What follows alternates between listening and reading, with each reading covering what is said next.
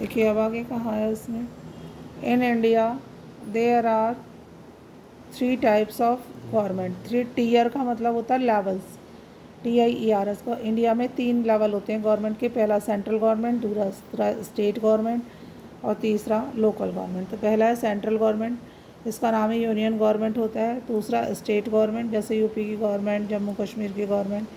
तीसरा है local government. अगला है ये फेडरलिज्म क्यों है उसका चल रहा है ना।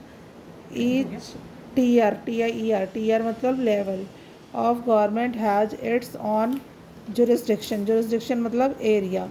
हर एक लेवल गवर्नमेंट का अपना एरिया है।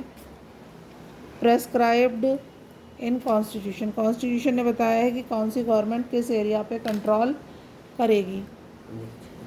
India has union territories, Bharat में यूनियन टेरिटरीज हैं। They do not have powers equal to states, उनकी स्टेट की पावर नहीं है। जैसे हमारे इंडिया में चंडीगढ़ और न्यू दिल्ली टेरिटरीज हैं, तो उनके पास स्टेट के बराबर पावर नहीं है। Central government plays an important role in running union territories, और यूनियन टेरिटरीज को कौन रन करता है? Central government. Some states enjoy special powers, मैंने बताया था कुछ स्टेट्स स्पेशल पावर एंजॉय करती हैं, जैसे पहले जम्मू कश्मीर करती थी, अब नहीं करती। ये क्वेश्चन इंपॉर्टेंट है, 1 मार्क्स में पूछ सकते हैं कौन सी स्टेट को स्पेशल पावर मिली हुई है। पहली है Assam, Nagaland, Andhra Pradesh and Mizoram bye article 371। कौन से आर्टिकल में लिखा है? ये आ सकता है, ये अलग से इंपॉर्टेंट है। स्पेशल पावर 371 में लिखी है। चंडीगढ़, लक्षद्वीप एंड दिल्ली, इन तीनों को क्या कहते हैं? Are called union territories run by central government, इन्हें सेंट्रल गवर्नमेंट रन करती है।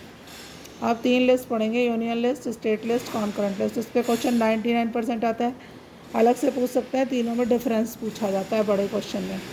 Union list, it includes the subjects of national importance, इसमें वो सब्जेक्ट भारत सरकार शामिल करती है जो देश की रक्षा से संबंधित होते हैं, देश से संबंधित होते हैं। एग्जाम्पल इसमें पूछते हैं कि एक क्वेश्चन ऐसा आ सकता है, यूनियन लिस्ट में कौन से सब्जेक्ट आते हैं, या 5-6 सब्जेक्ट दे दे, बताएंगे कौन सा यूनियन लिस्ट का है, कौन सा स्टेट का है, कौन सा कॉन्करेंट का है। For example defence, banking, communication, currency and foreign affairs, विदेशी मामले, तो ये सब यूनियन लिस्ट में आते हैं। This list is controlled by the central government alone, इस लिस्ट के सारे मैटर मतलब देश की रक्षा, कम्युनिकेशन, ये सब कौन देखता है? Central government. दूसरी है state list, it contains the subjects of, इसमें जो सब्जेक्ट होते हैं वो होते हैं स्टेट के। For example police, trade, commerce, agriculture and irrigation, मतलब इरिगेशन मतलब सिंचाई से संबंधित, व्यापार से संबंधित, बिजनेस से संबंधित। The list is controlled by state government, state से पता चलता है, इसे स्टेट गवर्नमेंट करती है, इसे सेंट्रल गवर्नमेंट करती है। फिर है concurrent list, it includes the subjects of both central and state government, इसमें जो सेंट्रल और गवर्नमेंट, सेंट्रल और स्टेट दोनों के अधिकार में आते हैं, उन सारे सब्जेक्ट्स को ये अपने अंदर इंक्लूड करती है। For example education, forest, trade union, marriage, adoption, adoption मतलब बच्चा गोद लेना, सक्सेशन, सक्सेशन जानते हैं, उत्तराधिकारी होना, मतलब जैसे आप अपने फादर की प्रॉपर्टी के वारिस होंगे।